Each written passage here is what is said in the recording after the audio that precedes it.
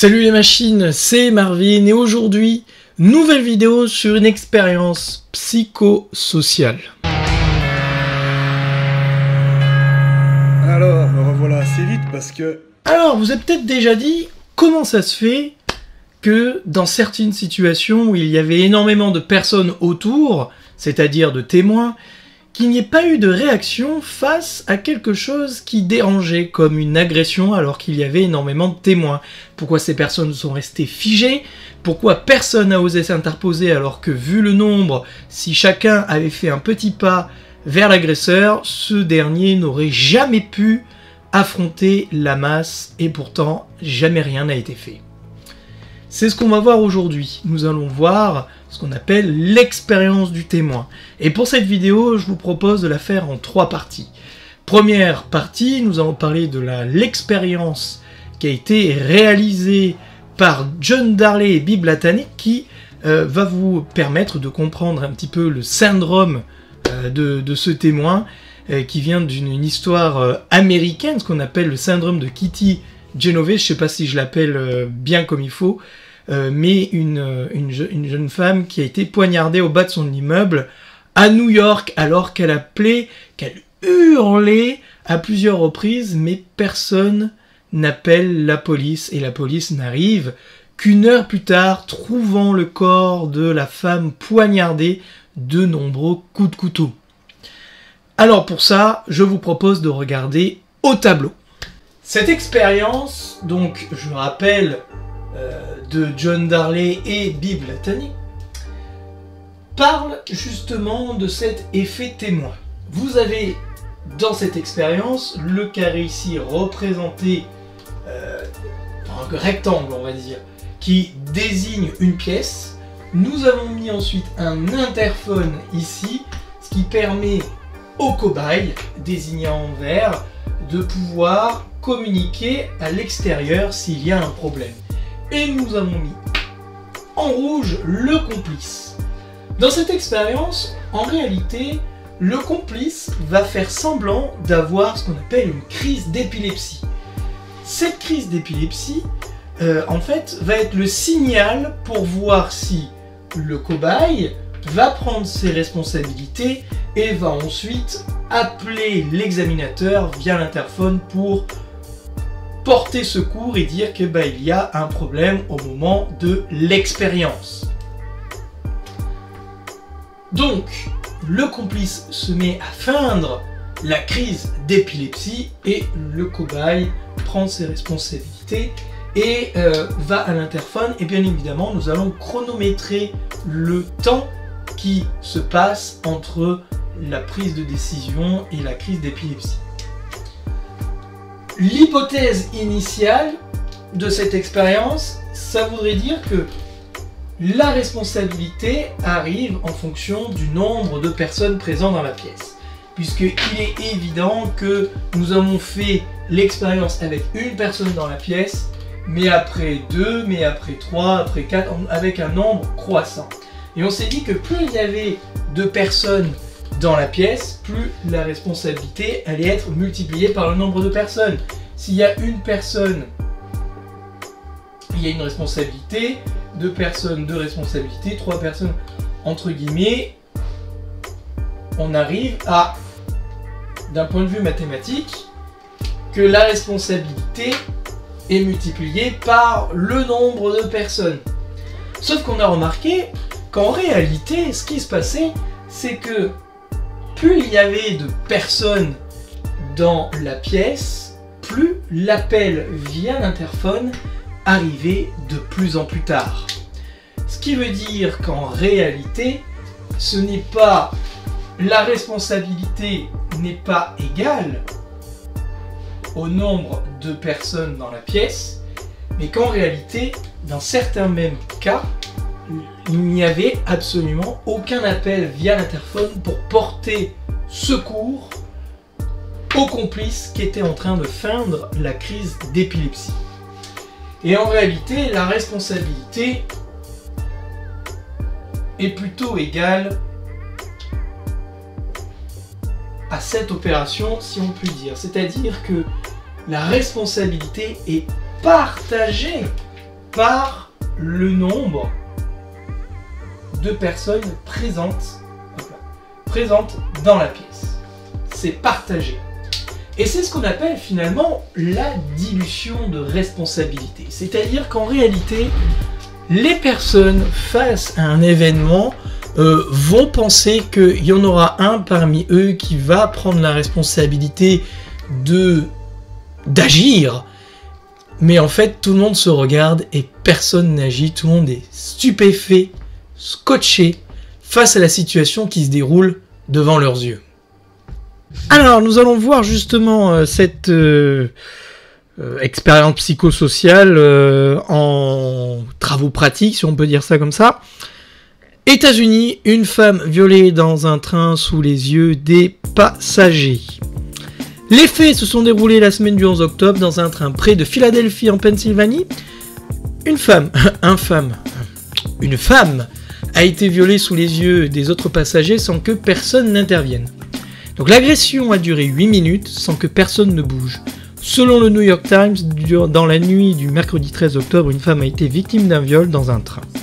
Les passagers étaient présents dans le wagon et ne sont pas intervenus. Pire encore, certains auraient filmé la scène selon les enquêteurs. Et oui, c'est important hein, quand vous êtes témoin au lieu de filmer. En plus, c'est non-assistance à personne en danger en France. N'oubliez pas, si vous filmez et que vous ne réagissez pas, vous pouvez être condamné pour ça. D'après le New York Times, l'homme s'est approché de la victime et a tenté de la toucher à plusieurs reprises. Il a ensuite commencé à lui enlever ses vêtements. Je suis consterné qu'aucune de ces personnes ait fait quoi que ce soit pour aider cette femme, a déclaré Timothy Bernard, le commissaire de police de Darby Upper, un comté de Pennsylvanie.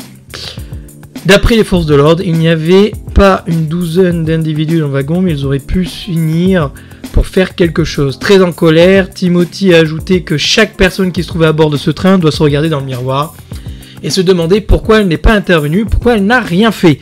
Eh ben c'est simple, maintenant tu le saurais mon cher commissaire, que par dilution de responsabilité, malheureusement, ils ont cru que le prochain allait agir. Le suspect arrêté. Alerté par la vidéosurveillance, l'employé du train a finalement prévenu les autorités, mais là c'est derrière l'écran, et oui parce qu'il n'était pas face au danger. Un officier est arrivé dans le wagon et a arrêté l'homme. Le suspect a été placé en détention. Il a été identifié comme étant Fiston Ngoy, un sans-abri de 35 ans. Quant aux passagers présents dans le train, ils seront interrogés par la police en tant que témoins. Et là, ça risque de découper certaines têtes.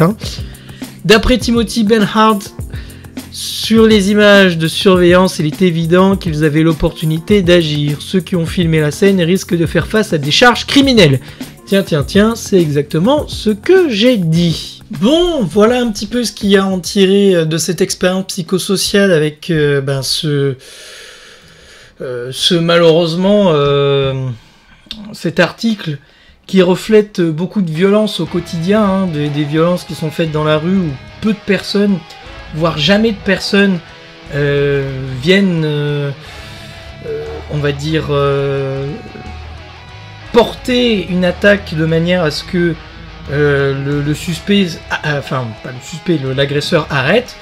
Malheureusement, ça arrivera de moins en moins pour des raisons, donc on a vu, de dilution de responsabilité.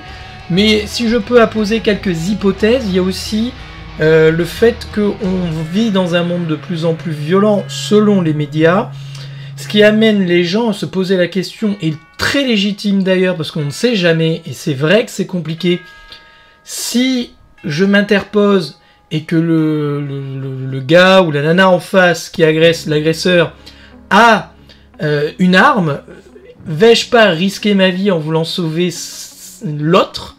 Et donc on peut avoir peur. Ça peut être bien évidemment une des problématiques. Une deuxième problématique, c'est que le féminisme, à vouloir castrer les hommes, ont empêché les hommes d'avoir de la testostérone, entre guillemets, de porter leur coup et d'aller protéger, parce que n'oubliez pas que quand vous dites que tous les hommes sont des prédateurs ou des agresseurs en puissance, vous vous amusez à castrer la masculinité parce que là vous considérez comme toxique, et la masculinité ne fait pas qu'agresser, elle protège aussi. Et donc, en castrant la masculinité, certes, vous coupez les couilles aux agresseurs, mais en réalité, les seules couilles que vous coupez, c'est pas celles des agresseurs, mais des hommes de tous les jours lambda qui, eux, ne respectent la loi. Et vous coupez aussi les couilles, du coup, des potentiels personnes qui vont protéger, qui vont s'interposer contre les racailles. Et donc, forcément, ces situations arriveront de plus en plus parce que plus personne aura le courage de s'interposer. Voilà à peu près les risques. Alors, comment on fait pour pouvoir finalement se protéger de ça, pour lutter contre les faits témoins? Eh ben, c'est pas simple. Déjà, c'est peut-être de remettre... de comprendre que la violence, même si elle est inacceptable dans notre société, elle peut permettre de protéger.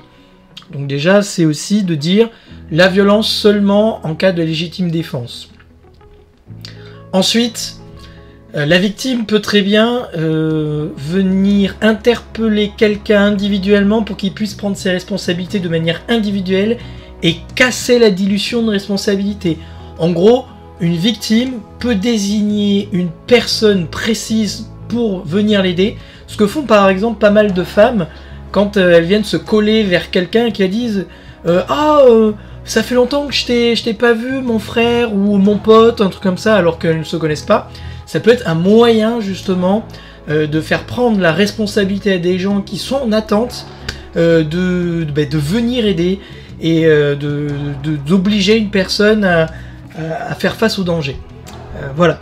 Parce que du coup, ça place toute la responsabilité sur cette personne au lieu de permettre à cette responsabilité de la diffuser aux alentours des personnes et où on évite de se retrouver sur le R égale X sur N qui vient du coup diminuer la responsabilité, voire clairement ne plus considérer la violence ou la situation comme un état urgent.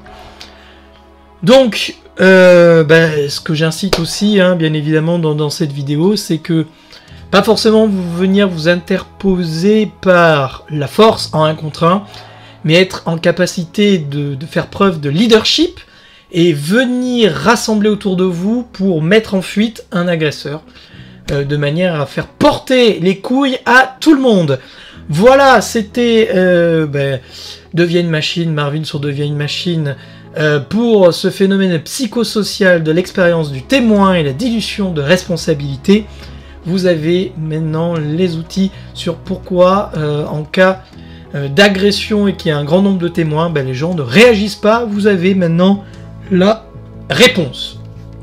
Pour ceux qui veulent suivre mes formations, deviensunemachine.fr, je rappelle sur prendre en marche, prendre surtout à bout de bras sa vie, ses changements de choix, la micronutrition, la capacité à gérer les écrans dans son quotidien. Je suis là pour vous aider. Deviensunemachine.fr, rubrique contact.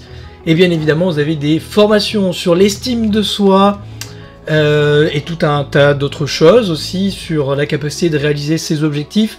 Encore une fois, deviensunemachine.fr, rubrique formation, et vous aurez bien évidemment tout le loisir de venir avoir accès à ce contenu premium. Certes, vous avez le droit à du contenu gratuit là sur ces vidéos, mais les contenus premium vont bien plus loin dans les analyses psychosociales. Donc ceux qui veulent progresser dans ces domaines-là, n'hésitez pas à aller sur mon site et vous aurez du contenu bien plus puissant et axé justement sur tous les fonctionnements neuroscientifiques. Moi, je vous dis à la prochaine. Sur ce, abonnez-vous, lâchez un like et moi je vous dis à la prochaine. Ciao.